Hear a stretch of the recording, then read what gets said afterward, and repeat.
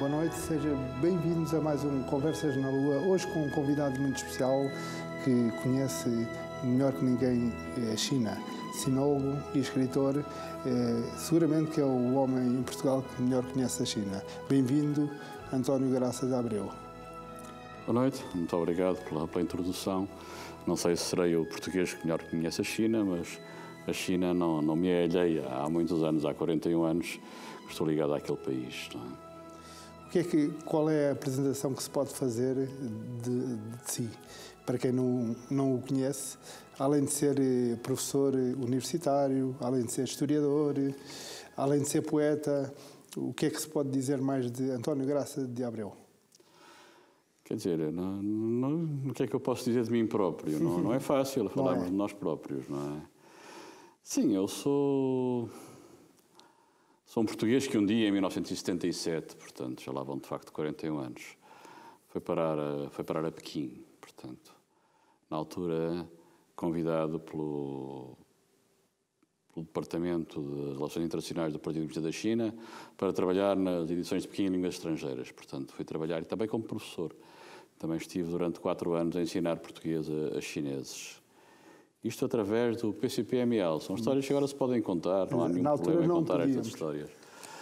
Através do PCP-ML, que era o Partido Comunista Marxista-Leninista, portanto, que existia na época, e este partido tinha um bom relacionamento com a República Popular da China. Era o único partido que era reconhecido, institucionalmente reconhecido pelas autoridades chinesas, não é? Através do Eduino Vilar, o Eduino Santos Gomes Vilar, de quem ainda hoje sou amigo, e que se tinha fixado em Paris e, a partir daí, criou ligações com o Partido Comunista da China. De seguir ao 25 de Abril, tudo abriu, tudo se mudou, e então os chineses pediram ao PCP-ML se lhes mandava professores de português e especialistas em língua e em cultura portuguesa para trabalhar nas edições. Eu fui o segundo casal que seguiu, já estava lá um outro casal desde 1975, eu fui em 77. E a partir daí a minha vida mudou, é evidente, porque estive 4 anos e meio, todos de seguida, a trabalhar com os chineses, a aprender um pouquinho de chinês, a tentar conhecer a China, a estudar chinês, portanto, a estudar a cultura chinesa, a ver se aquele país não me era estranho, não é? E acho que tem sido isso que tem acontecido ao longo destes anos todos subsequentes, não é? Acabei por casar com uma mulher chinesa, ter filhos misturados, temos etc. Temos aí uma foto da sua esposa, até temos aí uma foto da sua esposa. Pois, está aí, pois é. Éramos jovens na altura, ela continua impecável, eu já estou um bocadinho mais gasto pelos anos. Pois. Depois, diga. E já agora, porque falei no PCP-ML e falei no Eduino Santos Gomes, é um grande sportinguista. Portanto, isto parece que não tem importância nenhuma, mas o Sporting está sempre nas nossas vidas, não é? Em todo o mundo. E o Eduino que me convidou, eu só vim a saber mais tarde, depois em 78, 79, quando o Sporting foi à China, em 78, não é? Foi de facto o PCP-ML, que ainda existia na altura, era um partido já com pouca linha política, os tempos mudaram, não havia hipótese de continuar com aquela linha da época, mas tinha boas relações com a China. E o Eduino conseguiu, de algum modo, ele e a sua equipa, não é, do PCP-ML, em 1978, levar o Sporting à China numa viagem histórica e numa viagem muito importante em termos de relacionamento entre Portugal e a China. Já lá vamos a essa parte da ligação à China. A minha curiosidade agora é como é que se consegue colocar toda a China em 2 volumes, em 2 livros? Isso é um dos meus trabalhos que me deu satisfação, gosto e até, eu diria, algum orgulho, porque em 2009 eu estive, também fui professor de secundário, reformei-me do secundário e depois passei para a Universidade de Aveiro, pronto, tudo bem. Mas tive muito mais tempo disponível para mim, para viajar e para estar na China. Em 2009 passei 4 meses na China. Estava convencido, viajei bastante, tive um automóvel, pela primeira vez guiei um automóvel, fiz 4.000 quilómetros à volta de Xangai, a minha mulher é de Xangai, naquelas 3 províncias ali adjacentes a Xangai. E estava convencido que já conhecia toda a China era entre aspas, mas não era, portanto, a China é muito grande, a China tem 9,6 milhões de quilómetros quadrados, a China tem o tamanho da Europa.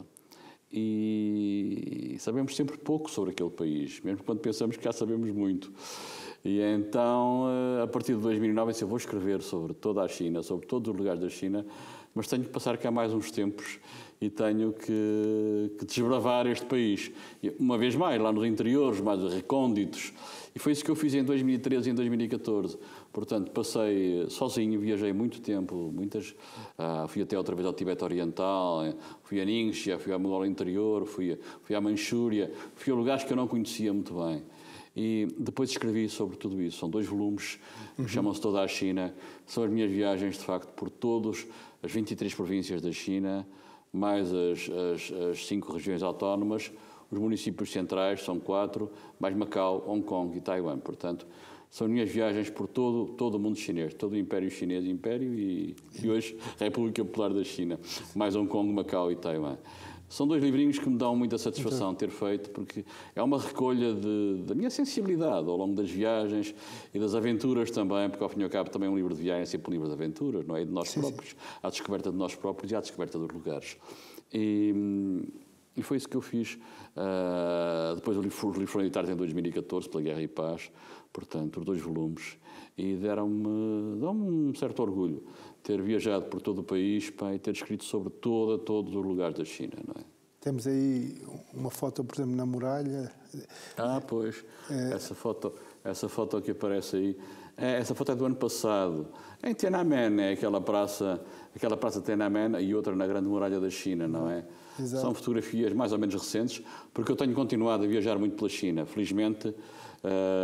Também tenho orientado cursos no Museu do Oriente, já orientei 6 grandes cursos no Museu do Oriente, portanto, ligado à Fundação Oriente, e depois tenho levado pessoas, alunos ou pessoas que estão associadas a esta participação, neste interesse, nesta motivação pelo mundo chinês.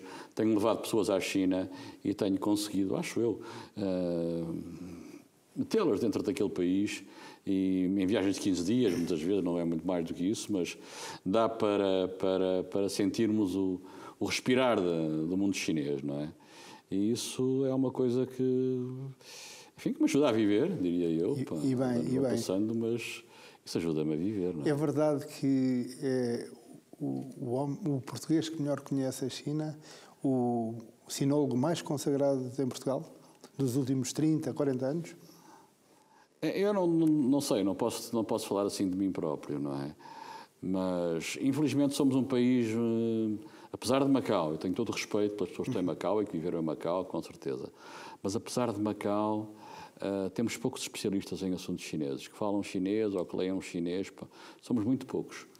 E isso é algo que depois aparece alguém que já anda nisto há muitos anos e parece que de facto que é a pessoa que brilha. Eu não queria brilhar, mas também não quero ficar obscuro nem esquecido. E de facto tenho trabalhado bastante e tenho escrito bastante sobre o mundo chinês. Já tenho 23 livros publicados, não é? 22 com a China lá dentro. Traduções também, portanto, prémios. Pois, tenho traduzido poetas chineses, tenho feito uma série de trabalho também de investigação histórica, tenho tentado dar a conhecer em língua portuguesa, não é? O que de melhor a China tem. Também há muita coisa que eu não gosto. Aquele país também tem imensas coisas que me desagradam, mas o que me desagrada ou não desagrada, se calhar não é importante.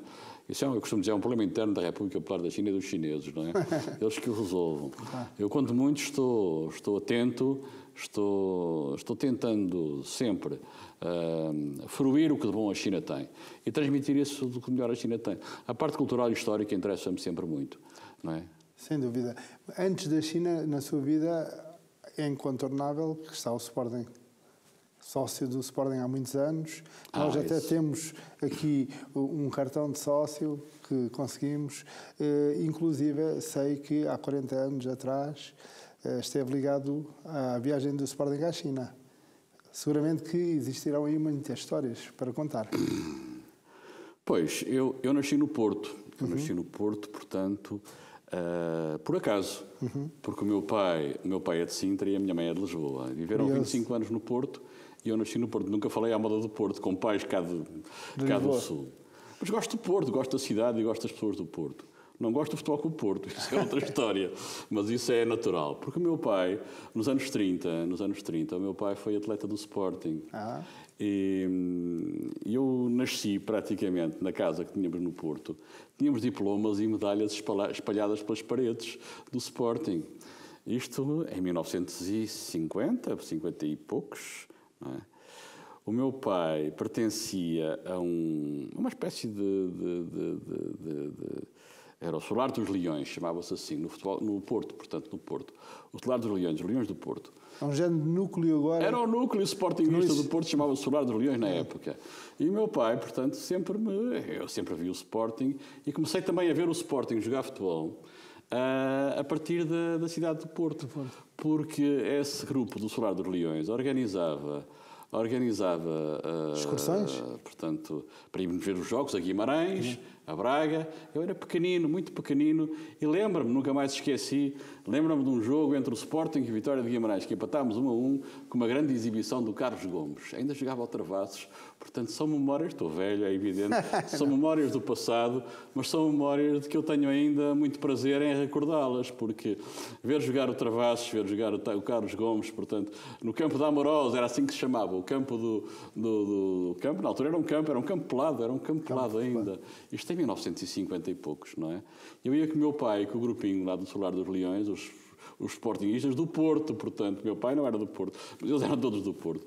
E a partir daí ficou-me sempre, claro que me ficou mais do que o bichinho, ficou-me sempre o Sporting na vida, não é? E por curiosidade, alguma história aí interessante do seu pai, que julgo eu que era atleta de salto em altura, certo? O meu pai era velocista, fazia os 110 metros de barreiras e fazia salto em altura.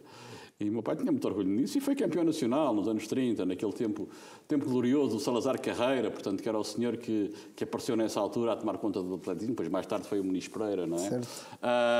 O meu pai contava uma história engraçada do salto em altura, em 1935, se não me engano, os campeonatos nacionais de atletismo em 1935, em que competiam 3 atletas do Sporting no salto em altura, um deles era o meu pai.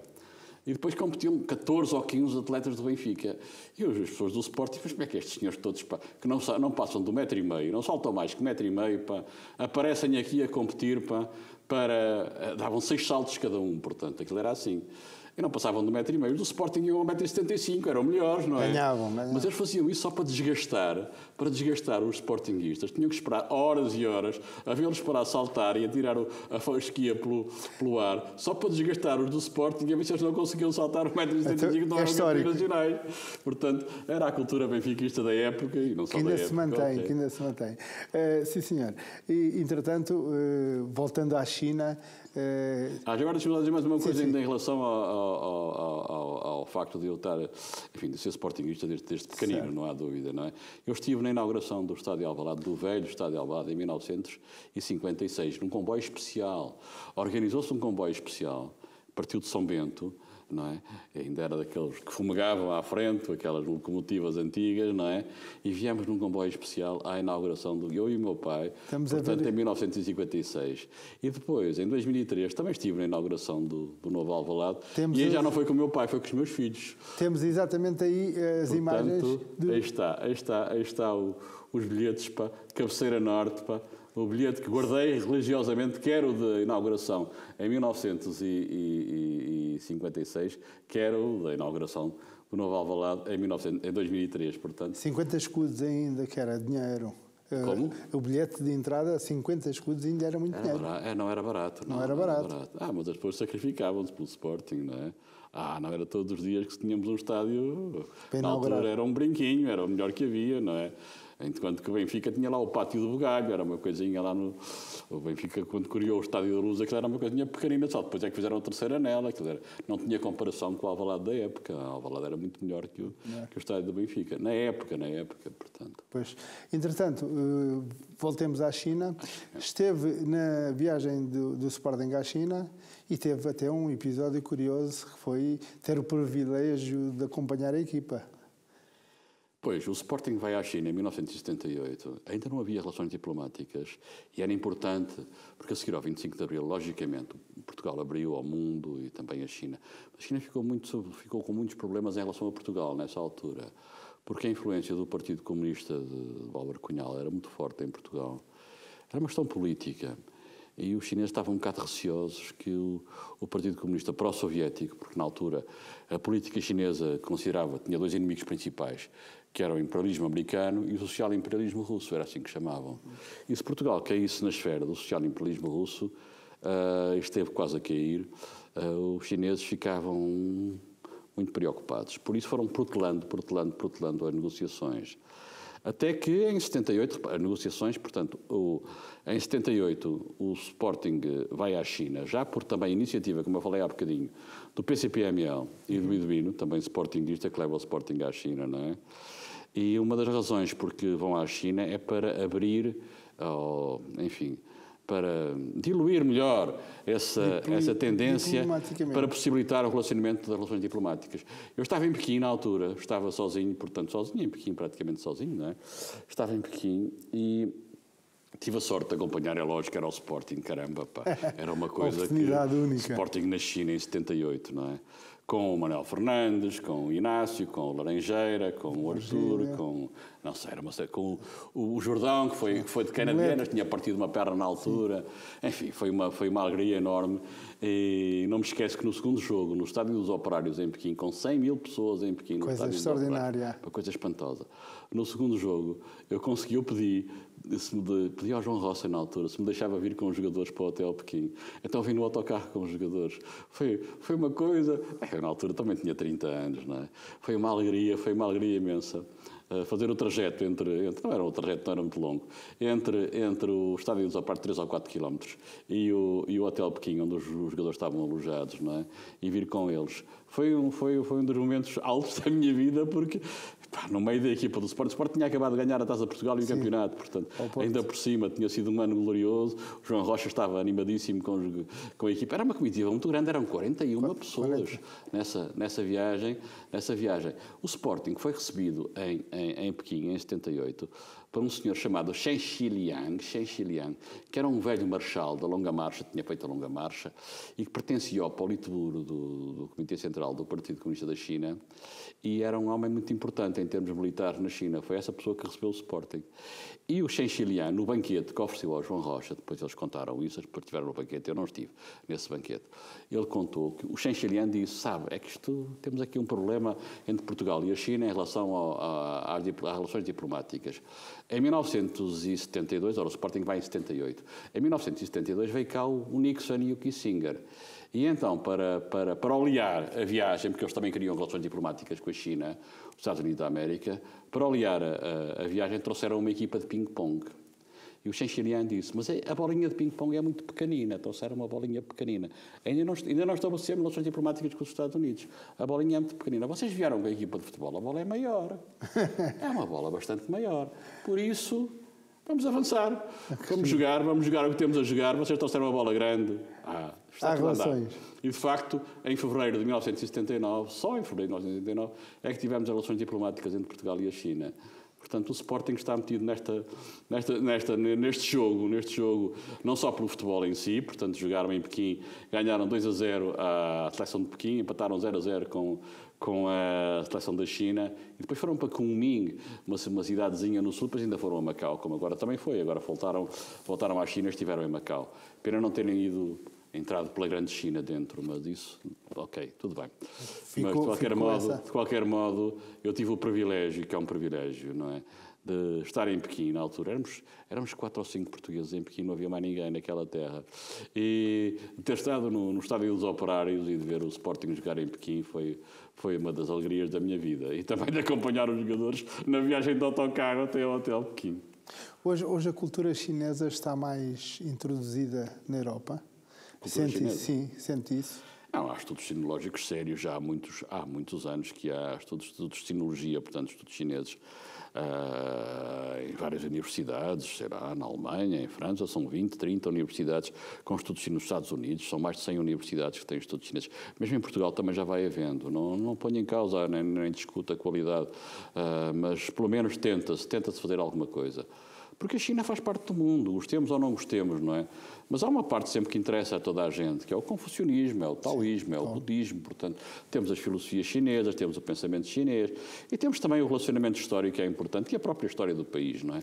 Para conseguirmos chegar à China de hoje e perceber como é que é a China atual, do Xi Jinping e do Partido Comunista atual, ainda muito, eu ia dizer ditatorial, mas temos de ter cuidado com as palavras, muito autocrático, portanto, à moda chinesa, porque a China é a China, sabe? Não estamos a falar do Ocidente. Mas é importante compreender aquele país e é muito difícil. Muito sinceramente, eu digo-lhe, eu próprio, que ando há tantos anos ligado àquele país, sempre tenho dificuldade em entender tudo o que está na cabeça de qualquer chinês, porque os esquemas mentais funcionam muitas vezes em termos diferentes, sabe?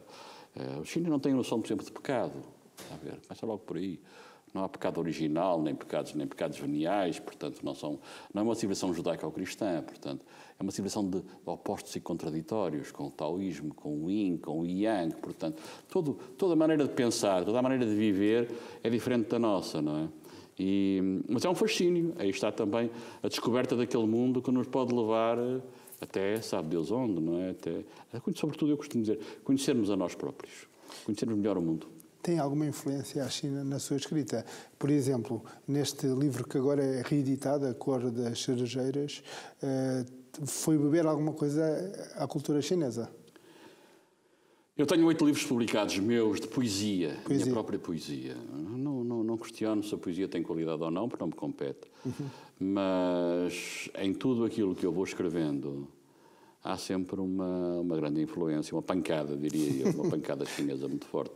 Também japonesa, na parte dos haikus, portanto, aqueles poemas breves, pequeninos, que eu também faço com alguma facilidade. Há uma pancada chinesa e oriental, extremo oriental, muito forte. Mas isso é porque eu gosto daquele país, gosto de descobrir o que a China tem para mostrar de melhor, portanto, e aí, pela poesia, pelos grandes poetas chineses. Eu costumo dizer que eu agora tenho 2 traduções dos 2 maiores poetas da China e 2 dos maiores poetas do mundo. Eu não tenho nenhum problema em dizer isto. São homens com a dimensão de um Shakespeare, de um Dante, de um Camões, portanto, são homens Tu Fu e Li Pai. Isso deu Tu Fu fiz 204 poemas, traduzido 204 poemas. Tu Fu traduzido 183 poemas, portanto.